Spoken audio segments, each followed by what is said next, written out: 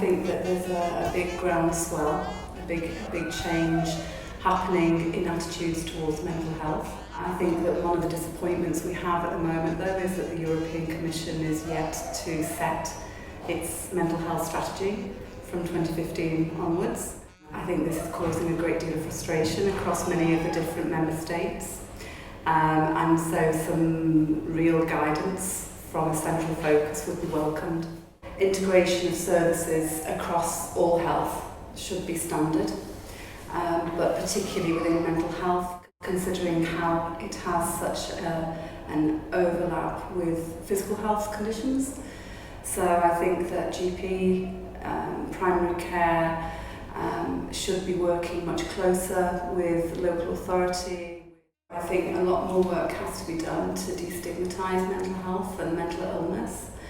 I think that more promotion, particularly with young people, so with children and young people, and also in the workplace. I think that there are many people who suffer with mental health conditions who have not yet come forward for fear of the stigma. I think that access to swift health care, swift appointments, I think that if people get seen quickly and they get the right system of care put in place for them, that they have a much better outcome in their long-term well-being. And also as well, I think that a real policy level buy-in to better care for mental health, and that includes taking into account the opinions of patients, service users, their families, making sure that they have a voice, not a token, but a real voice in how mental health services should be shaped. Swifter treatment times, so from sort of from the first point of contact with a healthcare professional to being taken into a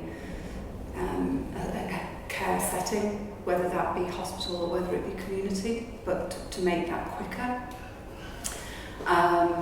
so that somebody can be given the support they need straight away. Policy that underpins everything that we're trying to do, so that we know that from government and from local authority level, the support is there, not just in principle, but it's a real buy-in and support to being able to give better mental health treatment, and also promotion. Promotion. I think that we have given it priority.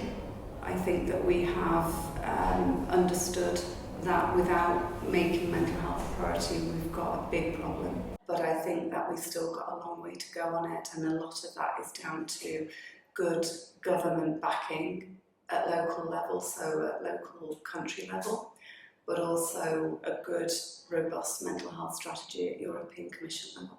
I'm not convinced that it's actually filtered down to mental health patients. I think that there's still a long way to go before people who are actually suffering with these conditions get to feel the differences that are trying to be made. I think that as well, because of the stigma attached to the illness, people still feel unable to complain if they feel that they're not getting the service they should be getting, because they don't want to maybe bring out the matter. So I think that it'll still be some time before it's actually felt at grassroots level, the differences. Sharing of ideas, practices, policies, I think it's one of the only ways that we can make a very quick difference. We've seen its benefits within other health conditions like cancer, cardiovascular diseases, other long-term conditions and chronic conditions.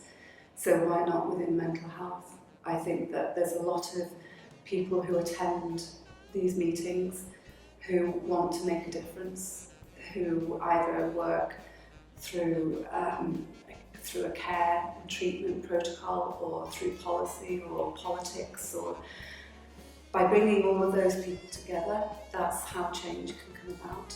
I would really support you to keep these meetings going and to be doing the work that you're doing.